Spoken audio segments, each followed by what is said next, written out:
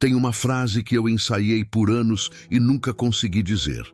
E o que mais dói é que ela ainda fica aqui dentro, como se estivesse esperando uma última chance que não existe mais. Meu nome é Antônio, eu tenho 79 anos e até hoje eu carrego a frase que nunca disse para o meu pai. Eu não estou falando de uma frase bonita dessas de cartão. Era uma coisa simples, curta, mas pesada. Eu sempre achei que ia dizer num dia calmo, numa conversa certa, num momento que não ferisse o orgulho dele nem o meu.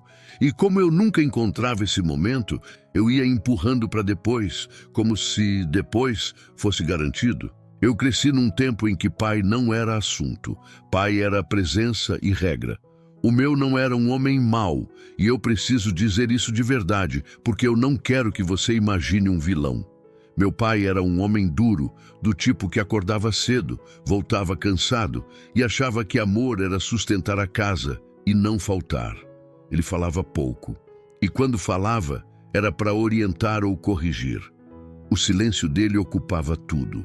Eu me lembro dele chegando, tirando o sapato na porta, lavando as mãos com pressa, sentando para comer sem conversa.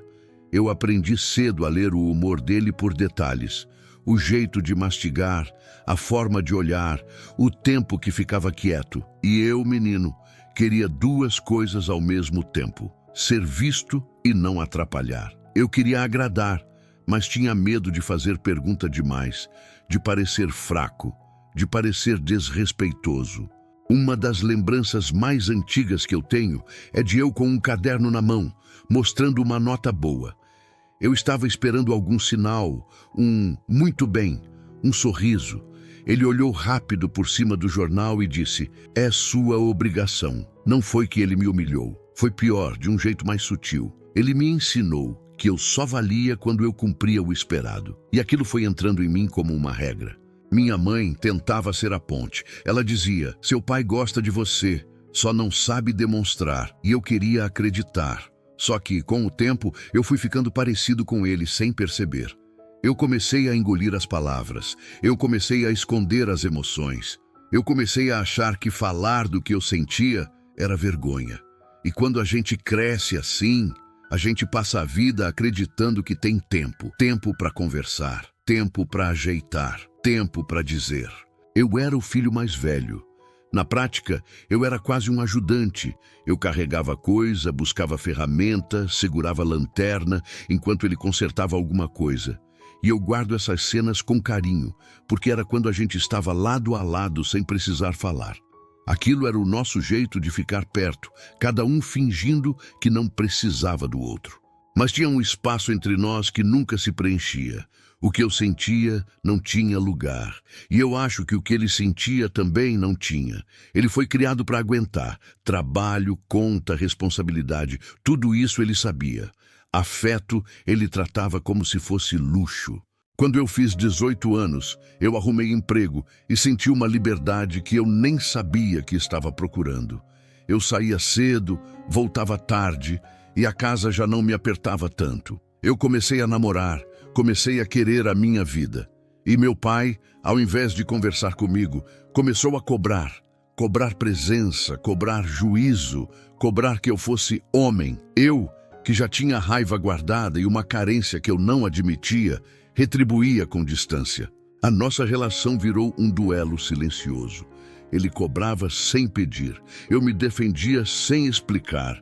E no meio disso tudo estava a frase: esperando. Eu quase disse uma vez, eu lembro bem. Eu já era casado, fui visitar meus pais num domingo. Almoço simples, café, aquela rotina de família. No fim da tarde, meu pai estava no quintal mexendo numa planta. Ele já estava mais magro, com as mãos marcadas e tinha um cansaço nele que eu não tinha visto quando eu era menino. Eu sentei perto. Ele continuou mexendo na terra, sem olhar muito. Eu comecei a falar da vida, do trabalho, de preocupações. Ele escutou em silêncio. Depois disse só uma coisa: você dá conta. E naquela frase tinha uma confiança que eu nunca tinha ouvido da boca dele daquele jeito. Aquilo me pegou. Eu senti um nó, uma mistura de gratidão e dor, e eu pensei: agora eu vou dizer. A frase era esta: Pai, eu precisei ouvir do Senhor que me amava. Eu precisei mais do que eu admiti. Era só isso. Não era para acusar, não era para brigar, era para colocar uma verdade no ar, uma verdade que eu carregava desde menino. Eu queria que ele entendesse que eu cresci com medo. Eu queria que ele soubesse que o silêncio dele tinha pesado. Eu queria também me libertar de ficar esperando por algo que talvez nunca viesse. Mas eu não disse. Eu não disse por medo de envergonhar ele, medo de parecer fraco, medo de ouvir uma resposta dura, medo de estragar aquele momento raro em que a gente estava tranquilo. E eu fiz o que eu sempre fazia. Eu pensei, depois eu falo, depois com calma, depois num momento melhor. Os anos passaram. Meu pai envelheceu mais rápido do que eu imaginava. A gente sempre imagina que pai vai durar mais, porque ele sempre foi o pilar. Um dia começaram os esquecimentos pequenos. A chave, o dia, o nome de alguém. A gente ria e dizia, é a idade. Até a idade parar de ser piada e virar cuidado. Minha mãe adoeceu primeiro. E aí eu vi um outro pai. Eu vi um homem perdido, tentando ser forte, sem saber como. Eu vi ele acordando de madrugada, checando se ela estava bem, segurando a mão dela sem falar nada. Eu vi o esforço dele, e aquilo me doeu de um jeito diferente, porque eu percebi que talvez aquele fosse o jeito dele dizer. Ele não tinha palavras, mas tinha presença. Quando minha mãe morreu, meu pai ficou vazio. É a palavra mais honesta que eu tenho. Ele continuou existindo, mas parecia uma casa com as luzes apagadas. Sentava e olhava para o nada. Andava pelo quintal como se procurasse algo. E eu entendi que ele estava procurando um tempo que não volta. Foi aí que eu senti urgência. Eu pensei, agora eu tenho que dizer antes que seja tarde. Só que a vida, às vezes, dá urgência e tira oportunidade ao mesmo tempo. Meu pai tinha dias em que estava mais aberto e dias em que ficava fechado, irritado, desconfiado. E eu fui ficando refém de uma ideia boba. Vou dizer quando ele estiver bem. Eu esperava o dia perfeito e o dia perfeito não vinha. Até que veio o hospital. Meu irmão me ligou cedo. Meu pai tinha caído, estava internado. Eu corri. Quando cheguei, ele estava deitado com aquele cheiro de hospital que mistura limpeza e medo. Ele abriu os olhos e me viu. Eu segurei a mão dele. A mão estava mais leve do que eu lembrava, como se o corpo já estivesse desapegando. Eu comecei a falar coisas comuns, que ele ia melhorar, que eu estava ali, que era só um susto. Eu falava para ele e para mim porque eu estava tentando manter o chão firme. Em um momento, ele me olhou de um jeito diferente. Não era o olhar de cobrança, não era o olhar de regra. Era um olhar cansado, mas atento, como se ele estivesse me vendo de verdade. E eu pensei, agora, se eu não disser agora, eu nunca mais digo. Eu senti a frase subir, senti o peito apertar, senti a vergonha antiga, o medo antigo, tudo que eu carreguei por décadas. Eu comecei, pai, e não saiu o resto. Não saiu porque a garganta fechou. Não saiu porque eu comecei a chorar e eu não sabia chorar na frente dele. Não saiu porque eu vi ele tentando respirar e eu fiquei com medo de piorar. Não saiu porque entrou gente, porque o mundo não para a gente resolver as coisas. E eu, no meio daquele caos quieto, fiz a única coisa que consegui. Eu apertei a mão dele e disse, eu tô aqui. Ele apertou de volta, um aperto fraco, mas real. E naquele aperto eu senti uma coisa que eu não sei explicar direito. Eu senti que ele também tinha algo preso. Talvez ele quisesse dizer alguma coisa e não soubesse. Talvez ele quisesse pedir perdão. Talvez ele quisesse só descansar. Ele morreu pouco depois. Eu passei um tempo tentando me convencer de que ele sabia. Eu dizia para mim mesmo que o aperto de mão bastava, que palavras são só palavras. Só que não são. Palavras organizam o que a gente sente. Elas fecham portas que ficam batendo dentro da gente. Elas tiram a pessoa do e se e colocam no real. Quando alguém vai embora, o que dói não é só a ausência, é a conversa que não aconteceu. É o depois, revelando que era uma promessa vazia. E eu percebi que a frase não dita não morre com a pessoa. Ela fica com a gente, pesando, aparecendo de noite, nos dias quietos, nos momentos em que a gente não tem mais como consertar, E aí veio a parte mais difícil de admitir. Eu passei anos cobrando dele uma coragem que eu mesmo não tinha. Eu cobrava que ele me dissesse, eu te amo, mas eu também tinha aprendido a amar em silêncio. Eu também tinha virado um homem que engolia palavras. Eu vi isso de frente com meus filhos.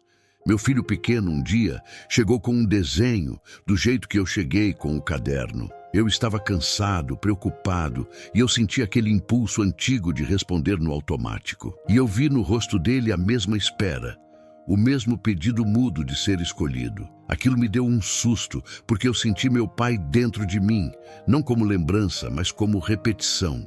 Eu parei, sentei do lado dele, olhei de verdade, e eu disse do meu jeito, sem discurso, eu te amo. Eu tenho orgulho de você.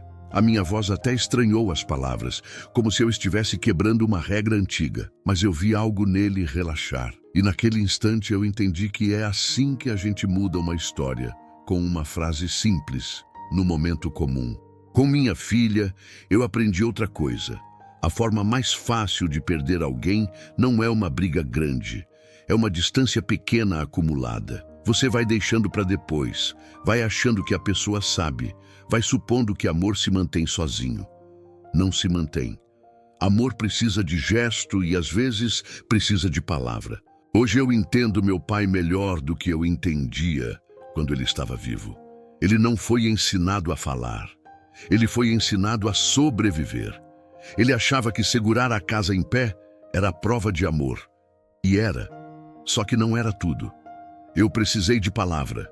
Ele talvez também precisasse, mas nunca aprendeu. Eu não tenho como voltar naquele quintal e dizer o que eu queria dizer. Isso não existe. O que existe é o que eu faço com a dor. O que existe é o que eu escolho repetir e o que eu escolho interromper. Se você está me ouvindo agora e existe uma frase na sua garganta, uma frase simples e verdadeira que você vem adiando por orgulho, medo ou falta de jeito, eu não vou te dar conselho bonito. Eu só vou te contar a minha verdade. Eu pensei que tinha tempo e eu não tinha. Não precisa ter cenário perfeito. Não precisa virar discurso. Às vezes é no corredor, na cozinha, na porta, num abraço rápido. Diga do seu jeito, mesmo que saia torto, mesmo que a voz trema. Porque o silêncio, quando vira arrependimento, é um peso que você carrega sozinho. E se a pessoa já se foi, como meu pai se foi, então encontre um jeito de dizer mesmo assim. Escreva, fale em voz alta. Diga para uma cadeira vazia, se for preciso. Não para mudar o passado, mas para não deixar o passado mandar em você. A frase que eu nunca disse para o meu pai era pequena, mas ela tinha a força de quebrar um ciclo. Eu não disse a tempo. Então eu tento dizer a tempo para os meus. E eu deixo isso aqui, não como lição, mas como confissão de um velho que aprendeu tarde. O essencial não é aquilo que a gente guarda, é aquilo que a gente entrega enquanto ainda dá. Se você ainda tem alguém aí vivo, respirando, acessível de alguma forma, não espere que a vida te ensine pela perda o que você pode aprender pela presença. Diga o que é necessário, porque no fim é isso que fica.